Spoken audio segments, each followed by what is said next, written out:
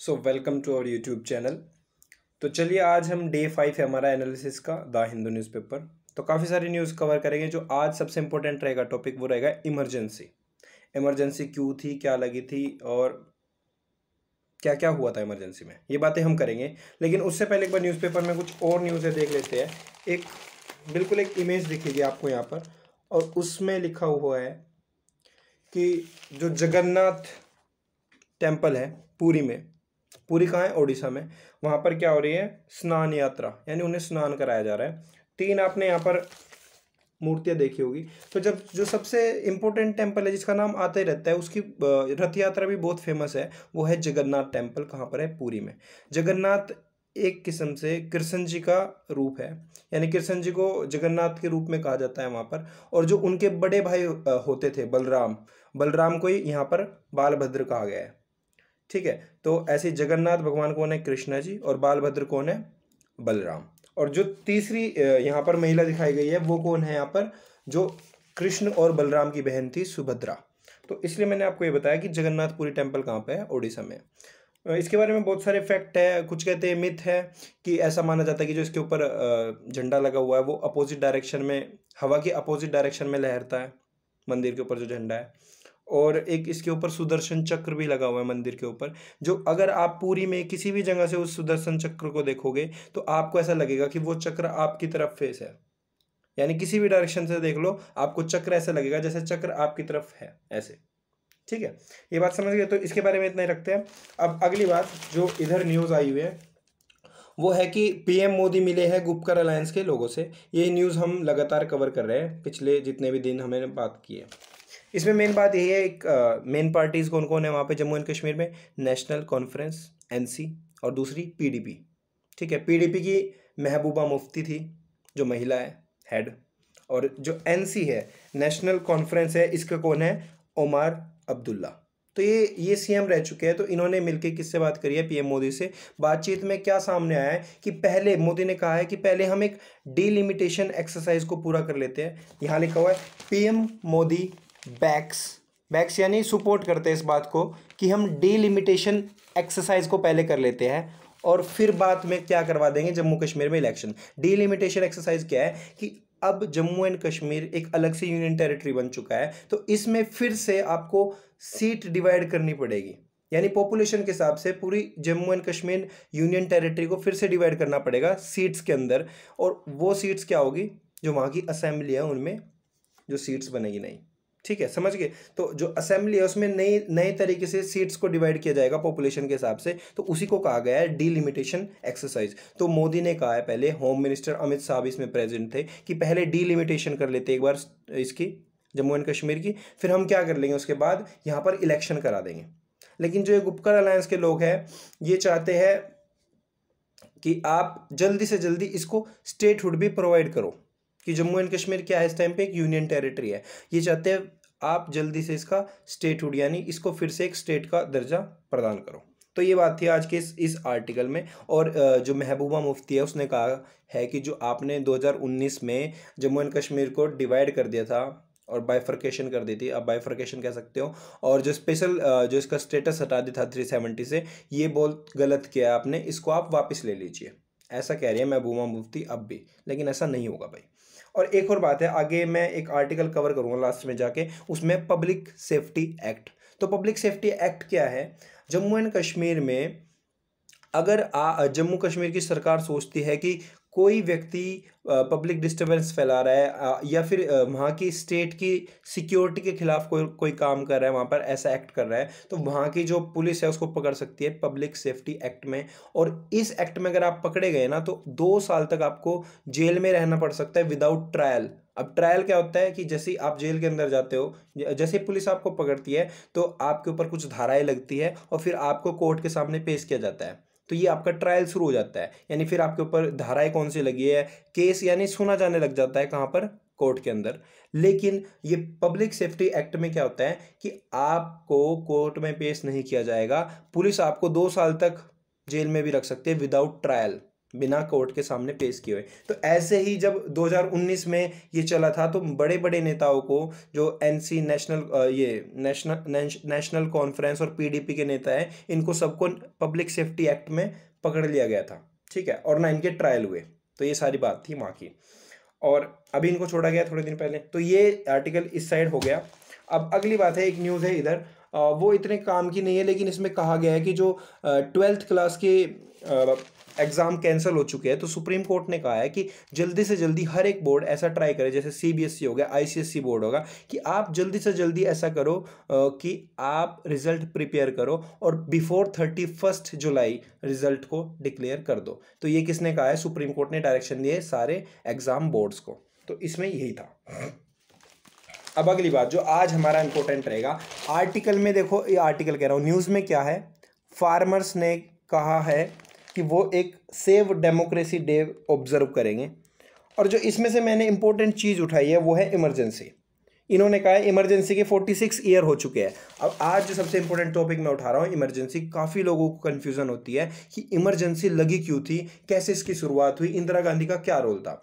तो आपको मैं पूरी स्टोरी की तरह समझाऊंगा, देखिए लास्ट तक इसे देखना, और मैं श्योरली कहता हूँ आपको बहुत बेनिफिट होगा इस चीज़ से। तो चलो शुरू करते हैं। सबसे पहले आप समझिए, एक समय था जब इंदिरा गांधी जब हमारे लाल बहादुर शास्त्री जी की मृत्यु हो जाती है 1965 में, ताशकंद समझौते के लिए उज्बेकिस्तान जाते हैं वो, ठीक है, वहाँ पर उनकी मृत्यु हो जाती है। फिर उसके बाद क्या होता है, जो हमारी नेक्स्ट पीएम बनती है वो कौन बनती है? इंदिरा गांधी। तो 1965 के बाद इंदिरा गांधी पावर में आ गई। लेकिन फिर क्या होता है, जो कांग्रेस पार्टी थी उस समय पर ऐसी थी कि उसके अंदर अच्छी इंटरनल डेमोक्रेसी थी, यानी कांग्रेस पार्टी के अंदर डिफरेंट डिफरेंट व्यूज के व्यक्ति रहते थे, ठीक है, यानी वहां अपोजिट विचारधारा के लोग भी एग्जिस्ट कर रहे थे विद इन द कांग्रेस। लेकिन फिर क्या होता है, जो इंदिरा गांधी थी वो थोड़ी अलग सोच की थी, और एक कांग्रेस के कुछ पुराने लोग थे वो अलग सोच के थे। तो इस तरीके से आपस में कुछ लड़ाई हुई इनकी, इंदिरा गांधी की और जो पुरानी सोच के लोग थे उनकी, ठीक है। तो इस तरीके से जो कांग्रेस है उसकी डिवीजन होगी 1969 में। तो वही बात मैंने आपको यहाँ पर लिख रखी है कि कांग्रेस के दो हिस्से हो जाते हैं, एक को कहते हैं कांग्रेस ओ, यानी ओल्ड पीपल थे जो पुरानी सोच के थे कांग्रेस के अंदर, तो उन्होंने अलग से पार्टी बना ली 1969 में इसकी डिवीजन हो जाती है। और दूसरी थी जो इंदिरा गांधी के द्वारा लेड की गई, कांग्रेस आर, ठीक है। तो इस तरीके से 1969 में कांग्रेस में बाइफर्केशन हो जाती है, टूट जाती है कांग्रेस, और मैक्सिमम जो एमपीज होते हैं वो किसके पीछे चल पड़ते हैं? इंदिरा गांधी के। तो इंदिरा गांधी क्या करती है, जब 1971 में इलेक्शन होता है आगे, ठीक है, उस 1971 के इलेक्शन में इंदिरा गांधी एक नारा देती है, गरीबी हटाओ, ठीक है, ये नारा देती कि मैं गरीबी हटा दूंगी, मैं ऐसी स्कीम्स चलाऊंगी, गरीबों का भला करूंगी, इकोनॉमिकल प्रोस्पेरिटी लाऊंगी, ठीक है। तो इस मुद्दे को रखते हुए कि उसने एक इतना बड़ा नारा दे दिया गरीबी हटाओगा, तो उस लोगों ने सोचा गरीबी हट जाएगी, तो उन्होंने क्या किया, इलेक्शन में जोर लगा के किसको वोट दिया? इंदिरा गांधी को। और अपोजिट में कौन खड़ा था? ये इंपॉर्टेंट नाम है, आप याद रखो। अपोजिट में कौन था इंदिरा गांधी के? राज नारायण। तो जो राज नारायण था उसने इलेक्शन लड़ा इंदिरा गांधी के खिलाफ, लेकिन इंदिरा गांधी इसमें जीत गई, और कांग्रेस की सबसे ज्यादा सीटें आई थी, 2/3 ऑफ द मेजोरिटी किसकी थी? कांग्रेस की, 1971 के इलेक्शन में। पहली बात ये, और देखते देश में क्या चल रहा था उस टाइम पे। 1971 में क्या हुआ था, जो हमारा ईस्ट पाकिस्तान है, जो आज का बांग्लादेश है, उस टाइम पे वो किसके अंडर था? पाकिस्तान के अंडर था, और उसको ही क्या कहते थे? ईस्ट पाकिस्तान। तो 1971 में इंदिरा गांधी ने फोर्स भेजकर एक किस्म से ईस्ट पाकिस्तान को आज़ाद कराया था पाकिस्तान से, और उसको बना दिया था क्या? बांग्लादेश। तो इस तरीके से उसने बांग्लादेश में जाकर एक उस देश को फ्री कराया, किससे? पाकिस्तान से। तो उस समय पे इंदिरा गांधी ने ऐसे बड़े बड़े काम किए, तो उसकी इमेज बहुत हाई हो चुकी थी। अब इसे क्या किया गया, दिसंबर 1971, यानी जब इसने बांग्लादेश को फ्री करा दिया, तो उसी साल इसको भारत रत्न भी दिया गया। तो इंदिरा गांधी महिला प्रधानमंत्री जिसको भारत रत्न दिया गया था। यही बात मैंने इसमें लिख रखी है, आप ये सारा टेलीग्राम पे डाल दूंगा, आप देख लेना इसे बाद में। तो अगली बात, जो राज नारायण ने इलेक्शन लड़ा था 1971 में इंदिरा गांधी से, उस इलेक्शन में राज नारायण ने कहा कि इंदिरा गांधी ने फ्रॉड किया है, और राज नारायण ने एक केस कर दिया इंदिरा गांधी के खिलाफ। तो उस केस की इन्वेस्टिगेशन चलती रही इलाहाबाद हाई कोर्ट में। इलाहाबाद कहाँ है हमारा? उत्तर प्रदेश में। तो इलाहाबाद हाई कोर्ट में ये इन्वेस्टिगेशन चलती गई और 1971 से टाइम आ जाता है 1974 का। और 1974 में क्या होता है, जो इलाहाबाद हाई कोर्ट के एक जज होते हैं जिनका नाम है जगमोहन सिन्हा, ये इंपॉर्टेंट नाम है। जगमोहन सिन्हा क्या करते हैं, वो जजमेंट देते हैं और कहते हैं कि हाँ, इंदिरा गांधी ने गवर्नमेंट मशीनरी का यूज करते हुए, यानी गवर्नमेंट का पैसा खर्च करते हुए इलेक्शन जीता है। और जो वहाँ के उस समय पे वोटिंग के समय जो एम्प्लॉयज हो गए, उनका भी फायदा उठाया इंदिरा गांधी ने। यानी उसने एक किस्म से गवर्नमेंट मशीनरी को मैनिपुलेट करके अपने फायदे में वोटें डलवाई है और इलेक्शन को जीता है, और गवर्नमेंट का खर्चा भी किया इलेक्शन में। देखिए, आप गवर्नमेंट का पैसा खर्च नहीं कर सकते इलेक्शन में, आपको पर्सनल इन्वेस्टमेंट करनी होती है अपने इलेक्शन के लिए। लेकिन इंदिरा गांधी ने राजनारायण ने ये केस करा था कि इसने फ्रॉड किया है, और इलाहाबाद हाई कोर्ट के जो जज थे जगमोहन सिन्हा, उसने भी कह दिया कि हाँ, इंदिरा गांधी ने फ्रॉड किया है। तो इस तरीके से जो इंदिरा गांधी का मेंबर ऑफ पार्लियामेंट का जो पोजीशन थी उसको कैंसिल कर दिया गया, नल एंड वॉइड कह दिया गया कि आप एमपी नहीं हो, आप लोकसभा की सदस्य नहीं हुए।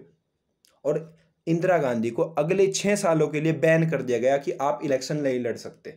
अब इंदिरा गांधी को क्या लगा भाई कि भाई सत्ता तो गई, अब आपको पता है गांधी परिवार ऐसा रहा है कि वो सत्ता कहाँ छोड़ने वाला है, और ये थे कौन? कांग्रेस वाले उस टाइम पे।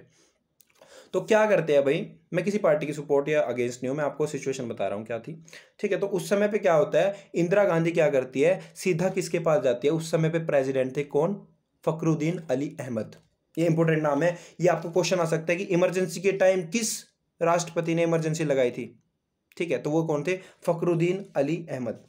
तो फखरुद्दीन अली अहमद क्या करते हैं, इमरजेंसी लगा देते हैं, किसके कहने पर? इंदिरा गांधी के कहने पर, ठीक है। मैं आपको एक बार नाम दिखा दूं अगर मैंने लिखा है तो, हाँ, ये लिखा हुआ है मैंने। फखरुद्दीन अली अहमद थे, उन्होंने इमरजेंसी डिक्लेयर कर दी। देखिए, उस समय पर क्या था, ऐसा कुछ नहीं था कि आपको कैबिनेट बुलानी पड़ेगी, आपको पारित कराना पड़ेगा कोई रेजोल्यूशन कि हाँ इमरजेंसी लगा दो। सीधा इंदिरा गांधी ने सोचा कि मेरी तो सीट जाने वाली है, मैं पीएम के पद से हट जाऊंगी, मैं 6 साल इलेक्शन नहीं लड़ पाऊंगी। तो उसने सीधा क्या किया, उस समय पर प्रेसिडेंट के पास गई फखरुद्दीन अली अहमद के, और फखरुद्दीन अली अहमद को ये कह दिया कि देश में जो सिचुएशन है वो सही नहीं है। और उसने आर्टिकल 352 का यूज करते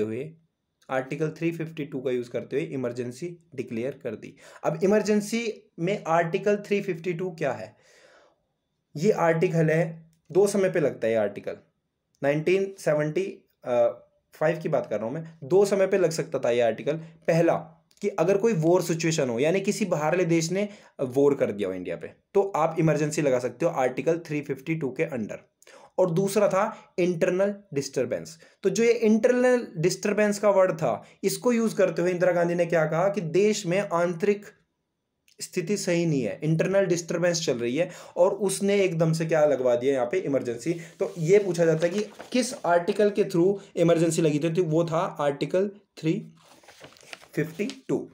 अब एक बात और कर लेते हैं, यहाँ पे इमरजेंसी कितने टाइप की होती है? इमरजेंसी 3 टाइप की होती है। एक तो आर्टिकल 352, वो कब लगेगी? नेशनल इमरजेंसी, जो मैंने आपको 2 केस बताया है, वो कब कब लगेगी? या तो कोई वॉर हुआ हो या फिर इंटरनल डिस्टर्बेंस हुई हो, उस समय की बात कर रहा हूं मैं, ये कब लगती, ठीक है। दूसरी कौन सी इमरजेंसी है? वो है आर्टिकल 356। वो कब लगती है? जैसे किसी स्टेट के अंदर अगर सेंट्रल गवर्नमेंट ये सोचे कि किसी स्टेट के अंदर कोई गवर्नमेंट अच्छे से काम नहीं कर रही, वहां की मशीनरी फेल हो चुकी है गवर्नमेंट की, तो वो क्या कर सकती है, उस स्टेट के अंदर इमरजेंसी लगा सकती है। तो वो जो स्टेट के अंदर इमरजेंसी लगती है किसी भी, फॉर एग्जांपल अगर हरियाणा के अंदर खट्टर की सरकार सही से काम ना करे, और सपोज करो सेंटर में कांग्रेस की सरकार होती, तो कांग्रेस की सरकार क्या कर देती कि खट्टर की सरकार को ऐसे कह देती कि you are not working good, ठीक है। और ऐसा भी कर सकती है कि 356 आर्टिकल के अकॉर्डिंग वहां पर इमरजेंसी लगा दे। तो दूसरी इमरजेंसी ये हो गई जो स्टेट्स में लगती है, और तीसरी है financial emergency, article 360। Financial emergency तब लगती है कि देश में फाइनेंशियली देश बहुत ज्यादा वीक हो गया, देश का इकोनॉमी ठप पड़ गई, तो आज तक कभी लगी नहीं है फाइनेंशियल इमरजेंसी, कभी नहीं लगी। स्टेट में इमरजेंसी लगती आती है, आपको पता ही है, स्टेट्स में लग जाती है। अब पहली बात, आज तक जो इमरजेंसी लगी है वो सिर्फ पहले वे से लगी है, यानी आर्टिकल 352 से लगी है आज तक इमरजेंसी। और आर्टिकल 352 से कितनी बार इमरजेंसी लगी है? 3 बार इमरजेंसी लगी आज तक। पहली बार लगी थी जब भारत का चाइना के साथ युद्ध हुआ 1962, ठीक है। दूसरी बात कब लगी, ये लगी 1971, जब भारत का भारत का बांग्लादेश बनवाया जब भारत ने, यानी पाकिस्तान के साथ युद्ध हुआ जो भारत का। और तीसरी बार कब लगी थी इमरजेंसी, तीसरी बार लगी थी जब इंदिरा गांधी ने लगवाई।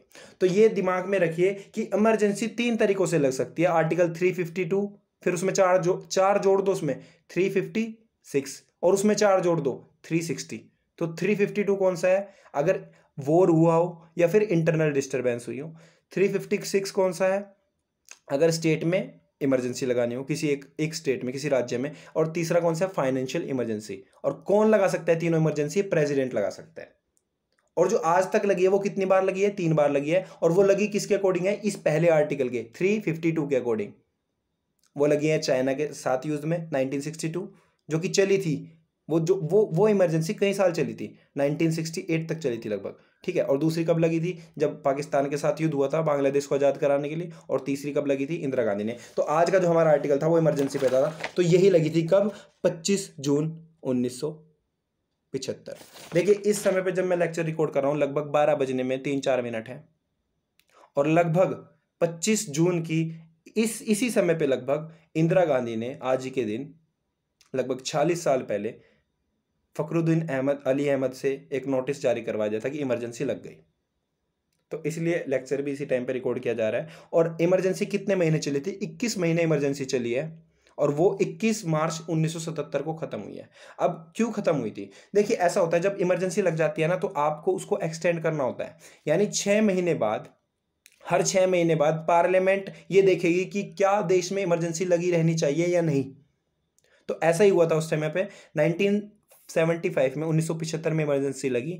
हर 6 महीने बाद रिव्यू किया जा रहा था, और इंदिरा गांधी चाहती थी कि इमरजेंसी लगती रहे, तो ऐसे लगती गई। लेकिन फिर इंदिरा गांधी को दिखा कि कुछ तो सॉल्यूशन लगाना पड़ेगा, तो 1977 में, यानी 2 साल बाद 1977 में इंदिरा गांधी ने कह दिया कि चलो इलेक्शन करा लेते हैं देश में। तो इस तरीके से फिर इमरजेंसी एंड हो गई। इस इमरजेंसी में अपोजिशंस के बहुत सारे नेताओं को जेल में डाला गया। आज के जो अरुण जेटली थे, उस टाइम पे एबीवीपी के हेड होते थे दिल्ली के, उनको जेल में डाला गया। फिर अपने जो लाल कृष्ण आडवाणी थे, ये जेल में थे। अपने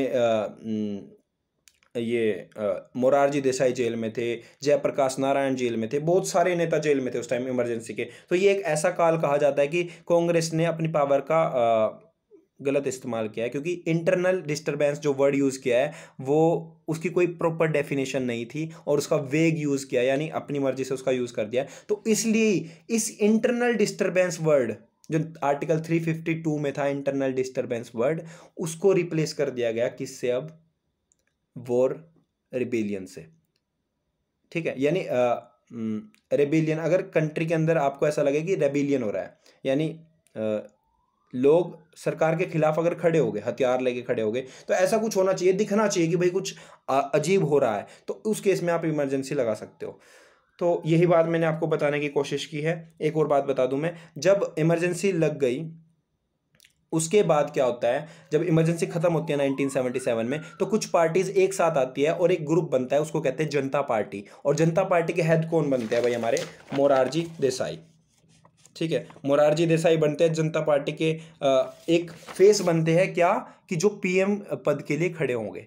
तो उस समय पे जब इलेक्शन होता है 1977 में, तो इंदिरा गांधी भी हार जाती है, इंदिरा गांधी का बेटा संजय गांधी भी हार जाता है, और जीतता कौन है, मोरारजी देसाई। जनता पार्टी जीतती है, और अगला पीएम कौन बनता है भारत का, मोरारजी देसाई। तो आज हमने लगभग 3 पीएम भी देखे, कि पहले उस टाइम पे कौन थे, लाल बहादुर शास्त्री, ताशकंद में उनकी मृत्यु हो गई थी, उसके बाद इंदिरा गांधी बनी, फिर इमरजेंसी लगी, इमरजेंसी हटने के बाद कौन बने हमारे, ये मोरारजी देसाई। तो मैंने कुछ पॉलिटिक्स भी कवर करने की कोशिश की है, इमरजेंसी को भी कवर करने की कोशिश की है। अब एक बात और कर लेता हूँ मैं, कुछ और एक्स्ट्रा पॉइंट्स ऐड कर देता हूँ, कि इमरजेंसी के अंडर ही जो इंदिरा गांधी के 2 बेटे थे, आपको पता होगा कौन, एक तो राजीव गांधी और एक संजय गांधी। राजीव गांधी वही है जो इंदिरा गांधी जब मर गई तो कौन बना था फिर पीएम, राजीव गांधी। और जो संजय गांधी वो है जिसने इमरजेंसी के टाइम पे फोर्स्ड स्टेरिलाइजेशन कराया था। अब स्टेरिलाइजेशन क्या है, नसबंदी कराई थी, यानी लोगों को उठाया और उनकी नसबंदी करा दी, मेल्स, ठीक है। कितने, लगभग 82 लाख व्यक्तियों की नसबंदी कराई थी, यानी उठा के उनकी नसबंदी कर दी कि जिससे पॉपुलेशन ना बढ़े। तो अंधाधुंध चल रहा था काम, कोई फंडामेंटल राइट्स की देख रेख नहीं थी इमरजेंसी के अंडर। जो सरकार चाहती थी वो कर रही थी। तो इमरजेंसी एक ऐसा पीरियड था जो नहीं आना चाहिए। ठीक है, तो ये मैंने कवर करने की कोशिश किया। अब अगर आप चाहो तो स्क्रीनशॉट ले लो या फिर मैं टेलीग्राम पे डाल दूंगा। ठीक है, वीडियो की डिस्क्रिप्शन में आपको लिंक प्रोवाइड कर दूंगा मैं। तो यहाँ पर मैंने ये चीज़ें कवर करने की कोशिश की है। बाकी इससे बहुत रिलेटेड पॉइंट्स आते हैं यार, पॉलिटी के भी बहुत पॉइंट्स आ जाते हैं यहाँ पे, लेकिन मैं चाहूँगा वो कभी फिर मैं कवर करूँ। जैसे कि कुछ कवर कर लेता हूँ। चलो, क्या होता है जब इमरजेंसी लगती है तो उस समय पर 1976 में, यानी इमरजेंसी लगी कब, 75 से 77 के बीच में, और मैं कह रहा हूँ 1976 यानी 76 में। सन 76 में क्या होता है, एक अमेंडमेंट की जाती है कॉन्स्टिट्यूशन की, उसको कहते हैं 42nd कॉन्स्टिट्यूशनल अमेंडमेंट 1976। इसी को कहा जाता है मिनी कॉन्स्टिट्यूशन ऑफ इंडिया। तो अगर पॉलिटी में कभी भी क्वेश्चन आए मिनी कॉन्स्टिट्यूशन कौन सा है, तो याद करो इमरजेंसी के साल थे 75 से 77, उसके बीच में कौन सा साल है, 1976। तो 1976 में एक अमेंडमेंट लाई, उसको कहा गया 42nd कॉन्स्टिट्यूशनल अमेंडमेंट। और वो मिनी कॉन्स्टिट्यूशन क्यों है, क्योंकि इमरजेंसी के अंदर इंदिरा गांधी ने अंधाधुंध बदलाव किए कॉन्स्टिट्यूशन के अंदर, और इतने बदलाव कर दिए कि वो अलग से एक कॉन्स्टिट्यूशन जितना, मतलब काफ़ी बदलाव कर दिए कि उससे आपको ऐसा लगे कि अलग से ही कोई बुक तैयार हो गई है। तो उसको उस तरीके से मिनी कॉन्स्टिट्यूशन कहा जाता है। काफ़ी सारे बदलाव कर दिए थे। तो अगर इमरजेंसी में इंदिरा गांधी ने ऐसे बदलाव किए तो इनको बदलना तो था ही। क्यों, अगली सरकार कौन आई, जनता पार्टी की सरकार आई, तो उसने क्या किया, फिर वो लाई 44th कॉन्स्टिट्यूशनल अमेंडमेंट। तो जो 44th कॉन्स्टिट्यूशनल अमेंडमेंट थी वो क्यों आई थी, कि जो इंदिरा गांधी ने इमरजेंसी के दौरान 42nd अमेंडमेंट से बदलाव कर दिए थे उनको फिर से रिवर्स कर दे। तो जो 44th कॉन्स्टिट्यूशनल अमेंडमेंट थी वो आई थी 1978 में, क्योंकि इमरजेंसी हट गई थी कब, 1977 में। तो 1978 में कौन सी आई, 44th कॉन्स्टिट्यूशनल अमेंडमेंट। और ये कौन लाया था भाई, जो हमारे मोरारजी देसाई थी उन्होंने की थी। तो इससे काफ़ी सारी जो चीज़ें इमरजेंसी के अंदर 42nd से बदल दी गई थी वो फिर से 44th से बदल दी गई। तो ये चीज़ें थी जो पॉलिटिकी में आपको बताना चाह रहा था। अब मैक्सिमम पॉइंट मैंने आपको इमरजेंसी से रिलेटेड बता दिए। ठीक है, अब आप इसका भी स्क्रीनशॉट ले सकते हो। तो यहाँ पर मैंने एक किस्म से इमरजेंसी को कवर करने की कोशिश की है पूरी तरीके से। तो चलिए अब थोड़ा चलते हैं आर्टिकल्स की तरफ। अगला आर्टिकल,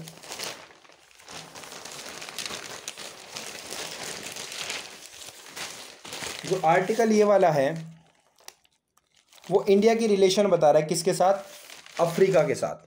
तो इंडिया और अफ्रीका के रिलेशन के बारे में बात की गई। काफ़ी फैक्चुअल डाटा दे रखा है, यानी फैक्चुअल क्या होता है, पॉइंट्स के तौर पे, जैसे इतने करोड़, इतने बिलियन, इतना ट्रेड हो रहा है। हमें इतनी बातों पे नहीं जाना, हमने ओवरऑल देखना है कि अफ्रीका से अपने रिलेशन किस तरीके से है, अफ्रीका कंट्री से।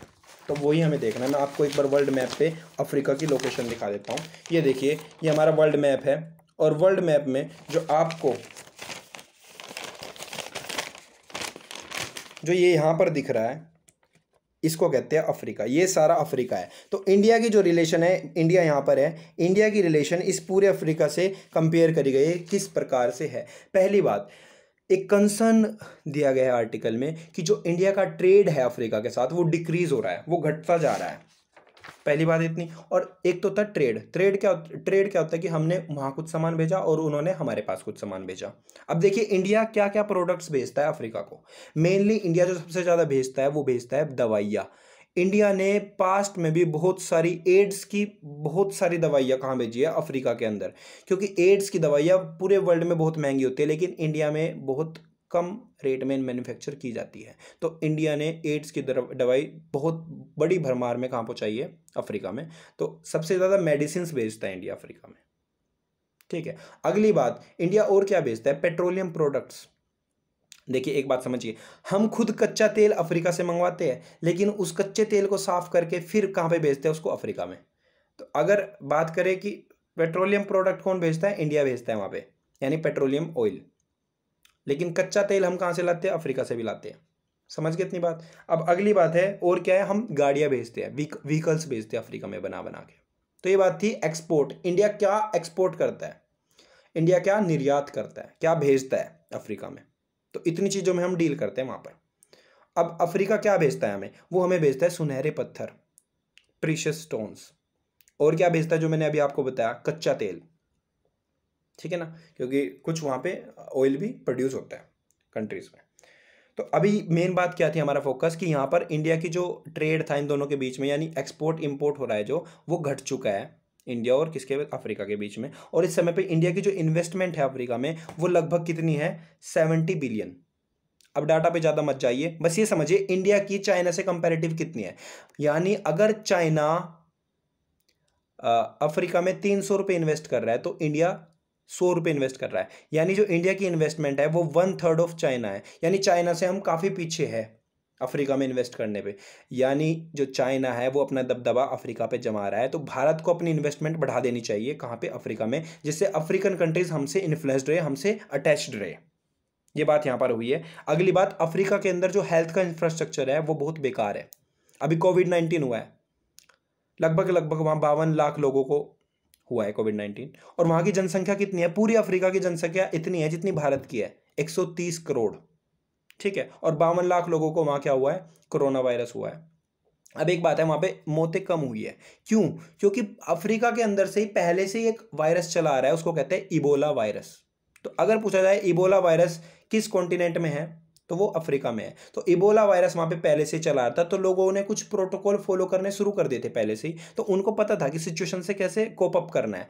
भले ही उनके पास इंफ्रास्ट्रक्चर नहीं है हेल्थ के रिगार्डिंग, लेकिन उनकी आदत पड़ चुकी है, इसलिए वहाँ पर ज़्यादा मौतें नहीं हुई। और बताया गया है कि वहाँ पर 40 कंट्रीज़ ऐसी है जहाँ पे कुल 2000 वेंटिलेटर है। यानी अगर गंभीर सांस लेने की किसी को ज़रूरत पड़ गई, तो वहाँ पर केवल 2000 लोगों को ही अच्छे तरीके से सांस प्रोवाइड की जा सकती है, ऑक्सीजन प्रोवाइड की जा सकती है, ठीक है ना। तो यही बात थी। और एक इंडिया का फेल्यूर क्या है कोविड-19 में, इंडिया की एक वैक्स डिप्लोमेसी है, वो उसका फेल्यूर हुआ है। वैक्स डिप्लोमेसी यानी हम अफ्रीका कंट्रीज में वैक्सीन को भेजना चाह रहे थे बहुत ज़्यादा, लेकिन खुद भारत में क्या आ गई, कोविड-19 की वेव आ गई, तो हम वहाँ पर वैक्सीन नहीं भेज पाए।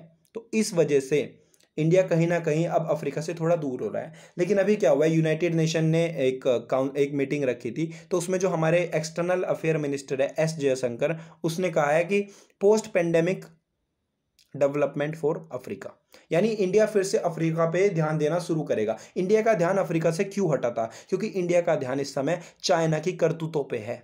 जो चाइना भारत से लड़ रहा है, कहाँ, भारत के बॉर्डर पे। चाइना जो साउथ चाइना सी में लड़ रहा है, किससे, एशियन कंट्रीज से। तो इंडिया का ध्यान था जो वो चाइना की तरफ शिफ्ट हो चुका था, इसलिए इंडिया थोड़ा अपना फोकस अफ्रीका पे नहीं दे पा रहा था। लेकिन अब समय आ गया फिर से हमको कि अफ्रीका पे हम अपना फोकस दें। तो ये सारी बातें थी यहाँ पे, आप इसका स्क्रीनशॉट ले सकते हो। अब मैं थोड़ा एक अलग सा आर्टिकल करा देता हूँ आपको, एक सेकंड रुकिए, मैं एक बार